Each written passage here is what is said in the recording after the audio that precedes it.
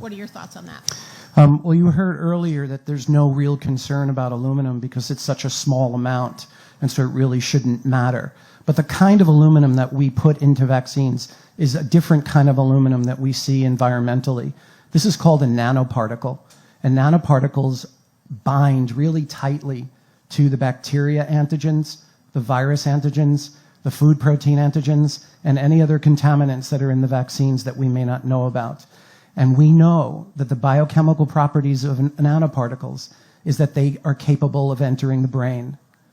And so we have not evaluated the safety of the aluminum nanoparticle and its injection and where it goes when it gets into the body and whether it gets into the brain. Do vaccine ingredients belong in the brain? No. Do they get into the brain? No one has ever studied it.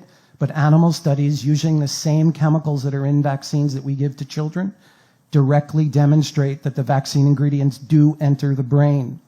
We are ignoring this information. There are scientists in Europe who've actually done studies on the aluminum nanoparticle and have shown that it can persist in the brain for years and decades. And so what we're seeing is a large outbreak of neurodevelopmental disabilities in adults, including Alzheimer's.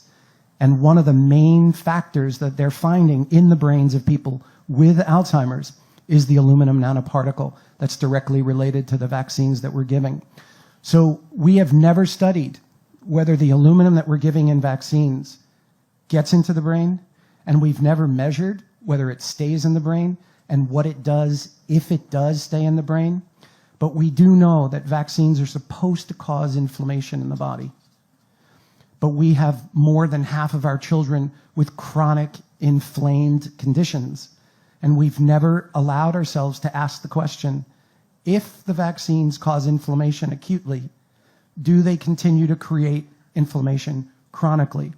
We have 1 in 5 with neurodevelopmental disabilities, 1 in 10 with ADD and ADHD, 1 in 35 with autism, 1 in 11 with asthma, and 1 in 20 under the age of 5 with seizures.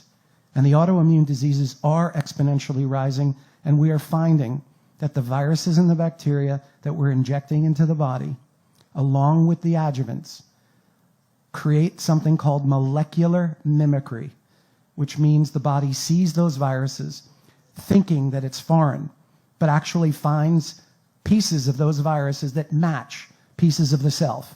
And the immune system doesn't differentiate between what it's been told to reject and itself. So it will turn the immune system on itself, leading to an autoimmune condition. We know this about hepatitis B, we know it about the Gardasil vaccine, and we know it about the flu vaccine. And we continue to say unequivocally that the vaccines have been studied effectively and that they're safe, and that's just not true.